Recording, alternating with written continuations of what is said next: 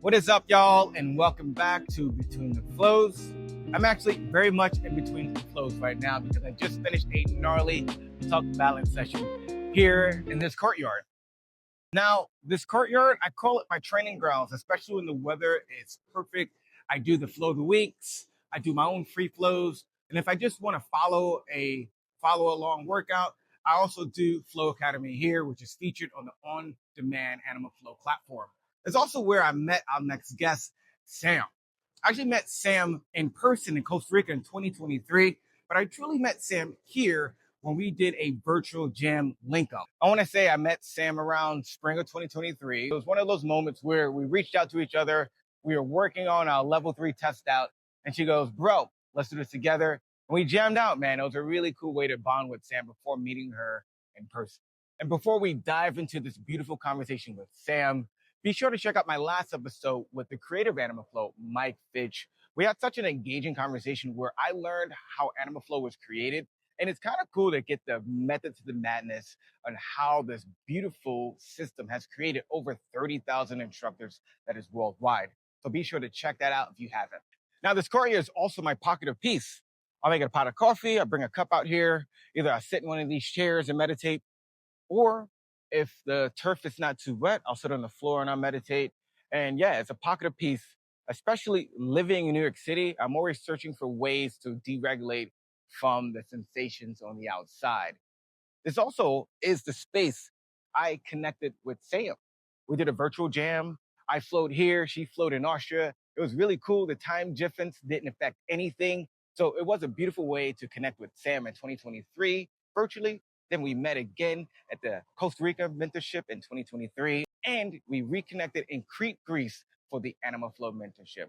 This is not only a beautiful conversation, it's a way that most people can channel their authentic self. And I say that because Sam is not only a beautiful person, she's a pint-sized explosion.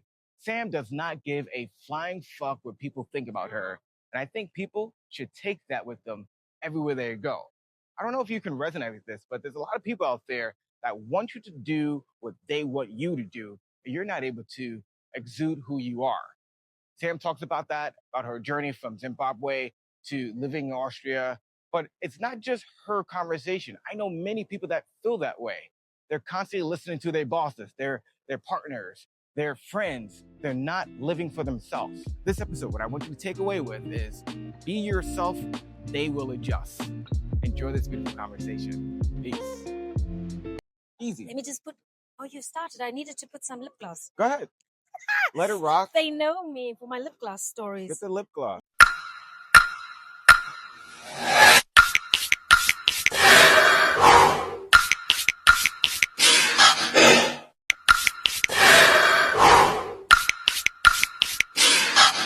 Lip gloss. Where's my bag? Why do people know you for lip gloss? It started when I was working at a women's fitness club many years ago. And you know, when you're new in the country and you don't feel confident, even though I'm a kind of confident kind of person. You're very confident.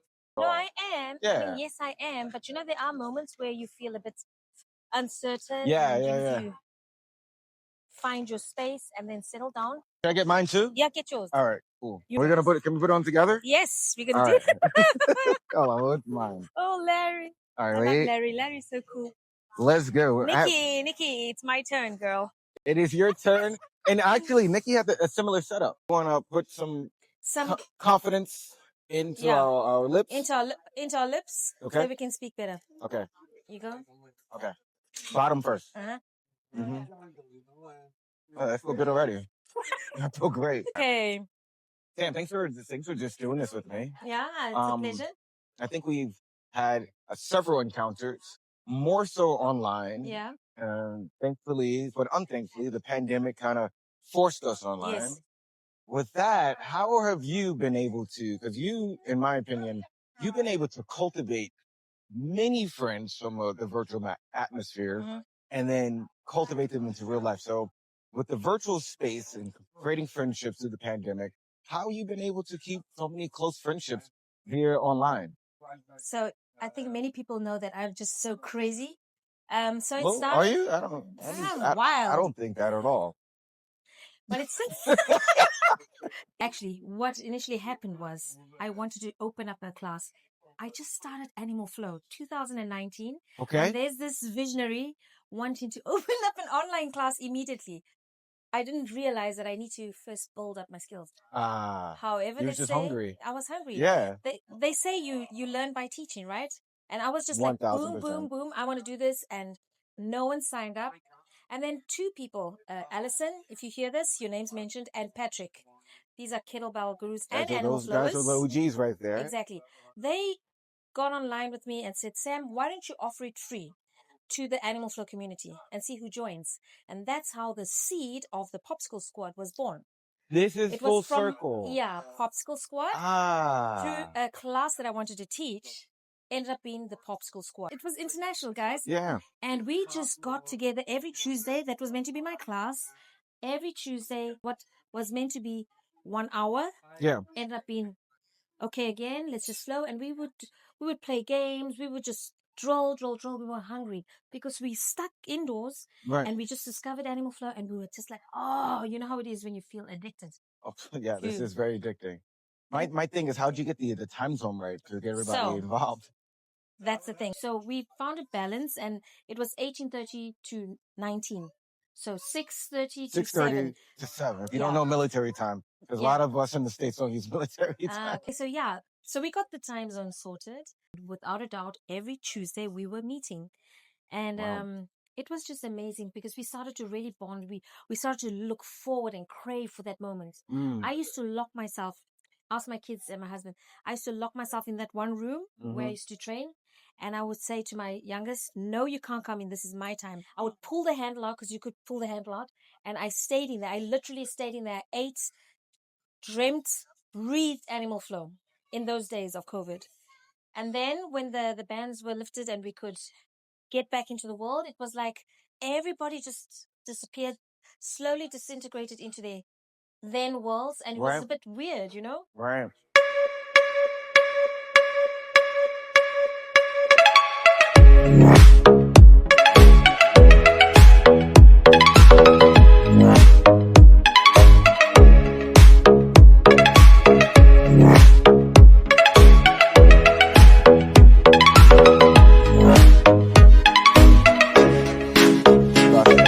Where do people go? Where do people go? I know where they went. Where did They might have went to a few mentorships you've been to. Yes. Right? Yes. How many mentorships have you done so far? So this one here in Greece is my third one. Where was your first one and when was it? My first one was a couple of months after my level 1 workshop. So it was in Thailand, Koh Samui. And that was a time where I was like needing to make a lot of decisions in my life. Yeah. And I was like, there was really insecure. I think lots of ego there, even though I thought I didn't have, but I know I did. Because when I look at myself from that time to now, definitely things have changed. My focus has changed. My attitude has changed. The way I see things has changed. And what has been the biggest change you personally noticed? Yeah, I mean, I'm not so fazed by self too much. I embrace my personality, and I'm not afraid to. Yeah, how can I put it? I don't know. I just was in another world, and just like whatever you knew then was your focus. Yeah. And maybe you were able to come out that focus to look at yourself as the third person. Yes. Right? Yes. Right. That's it. I've been there. I love that. Yeah. As the third person. Wonderful. Yeah. So you say you've been there. What you mean? Tell me. Yeah, I've been there with confidence. I've been there with just not understanding self. And then not understanding self. And then in many social situations, trying to fit in where I knew I didn't belong. That's it. Yeah. And that's what I've learned. You know what I've learned? I've actually, it just dawned on me, and through nurturing friendships from the Animal Flow community. Yep. That's actually where most of my friends are. And most of them are online. Same. Online, guys. Living in my back pocket. Yeah. Living on my phone. Living on our phone. And if you guys come to Vienna, please can you hit me up and let's flow. How did you get to Vienna being someone that was born in Zimbabwe? That's how I'm going to use the word migrate to Vienna. Actually, I wanted to go to Cambodia, to the monastery. Don't know why. just to go and have an experience and have a change. I just left my husband, divorced. Thanks for sharing that part. Yeah. Yeah, of course. And yeah, I just wanted to just be alone. I organized for my then dad, he's late now, to take care of my kids. Yeah. I had it all planned out, and then I met my husband. Actually, my husband and I, we connected online. He found me on Facebook. We know each other way back. So he wrote me and he says, "What's happening? You know, you are like, something new is taking place in your life, like a butterfly that's in a cocoon, and you're like spreading, and your wings are coming out. Bye, my love. Take care." And yeah, and then it started like that, and we just started talking and talking. You know, when you're going through a rough patch, and then what led to just online talking. We migrated to the phone, and I even ran the telephone bill up. I'm not there anymore, but you know, $300 freaking US talking The things you do for love, right? You know, you can't put a price in love. No, and then I thought, what's a lovely person I connect so well with. His name is Michael, also another Mike, and he loves Michael. Yeah, he loves to be called Mike, and Mike. yeah, he's such a lovely person. So he was like a therapist, if I can say then, and so but we connected, and so when I said, "Oh yeah, I'm going to," my plan is, I even started saving every month for this trip, and then he said, "Why are you going to Cambodia? Come to Austria." Then what? Austria? No. My man, Mike. This guy. Bring her to you. Man. Yes. Just jumping the gun. I love it. And then I thought about it and I said, okay, why not? Yeah. Then I came here, and then it was just for a visit. The plan was not to stay here. I mean, when I say here, I'm thinking, because we're in Europe, right? There was so much bond between us that when we separated at the airport for me to go back to Zimbabwe, you know, I felt like, and then when I was home in Zimbabwe, I just thought, what am I doing here? I was offered a very nice job to run a restaurant in the Vic Falls rainforest, at the Vic Falls rainforest. And beautiful. Yeah, beautiful opportunity. But I turned it down, and then, went to Bulawayo, because I used to live in Vic Falls, moved to Bulawayo. Yes. Stayed a while, and then we said, okay, let's try this long distance relationship. And then when I moved, I couldn't get a job. You know, I couldn't. And normally I was always sought after. To be honest, I was always sought, Sam. You know, my energy was always sought after. My superpower. I was going to say that is your superpower. Yeah. People do gravitate towards you. I definitely gravitate towards your energy, so I can see that for sure. Thank you. And so there in Vic Falls, I had no issues. Come to Bulawayo, I was like, what's going on? And it was getting me down, you know. And my dad, he was living then again, I repeat. He said, Sam, you know, maybe, because he was a strong Christian, even a pastor. He said, Sam, maybe God just wants you to rest. Just relax, take it easy. But I couldn't, because I was always a go-getter, go, do. Achieve. And so it was my time to just settle in.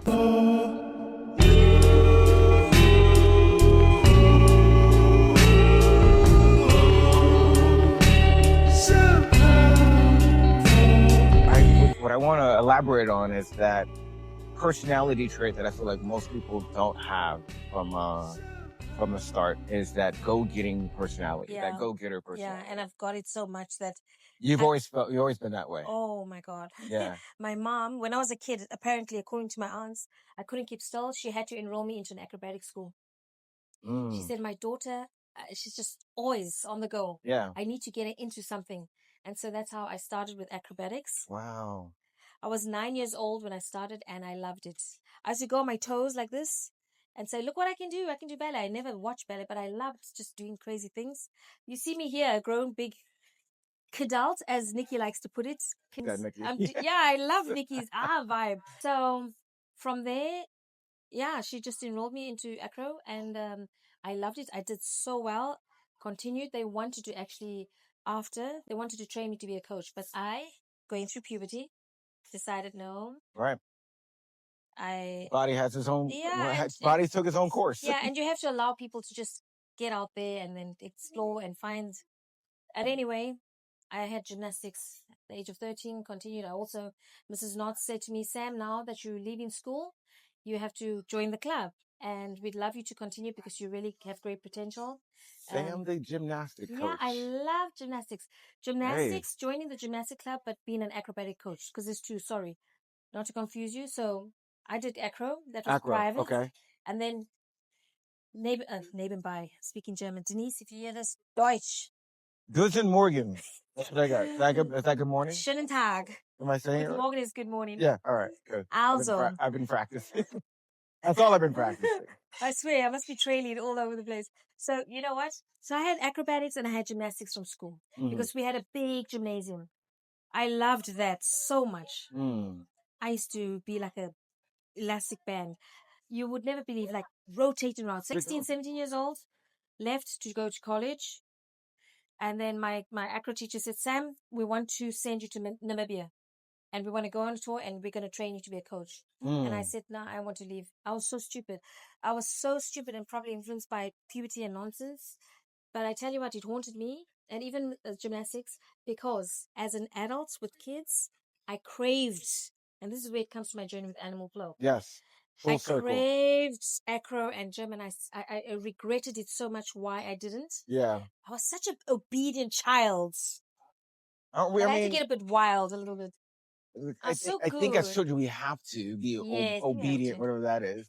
But it seems like you had your own fire that people wanted to put out. Yeah, a lot. Right? Plenty times. They tried to put out in acro. I've been asking this question, why? What do I need to do in order to not allow that? Yeah. Because why are people trying to put out my fire? Join in and become a huge fire. We enjoy it together. Yes. You know what I'm saying? Yes. You know what I would love to wrap up our beautiful conversation here. If you could have two conversations. The first conversation is to someone that can relate to your experience being people turning on their volume, people trying to put out their fire. What advice could you give them to keep their flame burning the way you burn here so bright at the Animal Flow community? So I learned, Larry, and I'm saying this to you, if you feel like that and you've been going through something similar, just remember, you are you. No one can steal what you have. Yeah. If you focus on what they say and you believe it, then they've got you. But all I'm saying is, believe in yourself, trust yourself. And when they're trying to sprinkle the fire, just be still, just calm. Yeah. And that's what's been helping me. And my last question, which will full circle, bringing you here, Animal Flow you, where you are in your life, your career, your family. If you can talk to younger you and give her advice, younger Sam, what would you tell younger Sam now to do to keep blossoming? Do what you love. Don't be distracted by friends. Even if you care about your friends, whether you're going through puberty, I love to use this word, puberty, whatever, just keep on moving forward. Don't be distracted. Because I wish I had continued. I could have gone to university. I could have studied sports medicine. But just do what you love. People will always try to put you down. People will always say things. And all I'm saying to you is believe in yourself. How? It's hard. Even if you're like shivering, just speak or be quiet. But don't believe the lies. Don't accept that water trying to stuff your fire. And if someone says you're too much, tell them, baby, that's just how I am. This is it. Take it with humor. Don't take it personally. I love that, Sam. Freshly brewed, full circle, Zimbabwe, Vienna, New York City, having these epic conversations. Thank you for this, Sam. Thank you, Larry. We have to get in a flow together. You'll be seeing it. Maybe it's already put into the video, but we got to do this leg tattoo flow. We got to figure out. We got to do like some scorpion reaches. We got some side kick through with these leg tats. Show up these tats. Thank you, Sam. Peace. Peace. Let's hope I got the thing in. Let's hope I got the thing in. Stay true to yourself. I'm telling you this. Boom, boom, boom.